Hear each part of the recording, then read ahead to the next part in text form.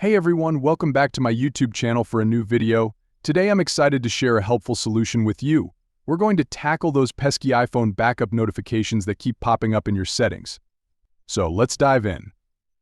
First, head over to your settings and tap on your Apple ID.